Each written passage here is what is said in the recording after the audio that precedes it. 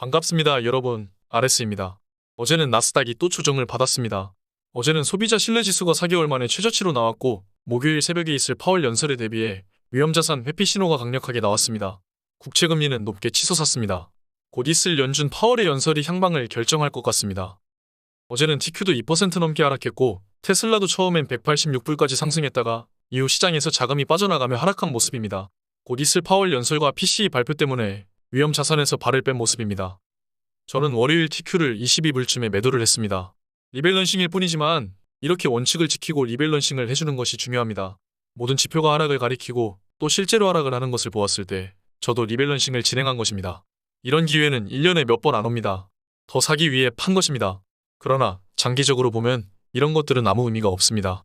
오히려 잘하지 못하면 내 멘탈에 더 큰 손상과 일상생활에 지장을 줄 수 있습니다.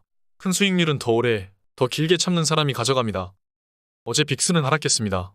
초반에 치솟았다가 다시 점차 하락하는 모습입니다. 빅스 투자도 조심해야 할 것이 주식시장이 하락하는데도 빅스가 떨어지는 모습을 보일 수도 있기 때문입니다. 차트를 보면 나스닥 11,000 라인을 뚫고 내려왔습니다. 대각선으로 그어져 있는 선은 나스닥 로그 차트입니다. 저 부분을 뚫고 내려왔을 때는 정말 매력적인 가격이라는 뜻입니다. 2008년부터 나스닥 차트를 로그 차트로 변환했습니다. 제가 그어놓은 선을 터치했을 때에는 모두 투자를 했었어야 하는 시기입니다. 지난 20년간 금융위기와 코로나 때만 이 로그선을 뚫고 내려왔었습니다. 미중 무역 분쟁으로 세상 망한다고 했을 때에도 로그선을 터치했을 뿐입니다. 금융위기와 코로나도 그 내려온 기간도 얼마 안 됩니다. 만약에 이번에도 뚫고 내려온다면 매수를 하는데 좋은 시기가 될 것입니다. 아니, 매수를 해야만 하는 시기입니다. 나스닥 11,000 부근 아래에서는 정말 생각 안 하고 계속 무지성으로 모아가도 되는 지점입니다.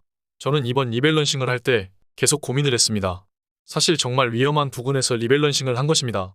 그럼에도 불구하고 제가 리밸런싱을 한 이유는 현금이 40%밖에 없었기 때문이고 더 모아가야 할 현금이 필요했기 때문입니다.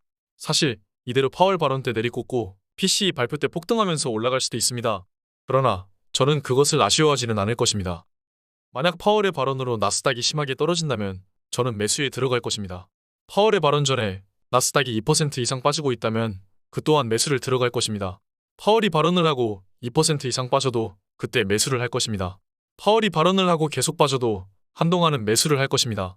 그리고 PCE 발표를 기다릴 것입니다. PCE가 안 좋게 나오더라도 다음 PCE는 무조건 좋게 나올 것이기 때문입니다. 지금까지 나스닥이 아니라 다우와 S&P가 많이 상승을 했습니다.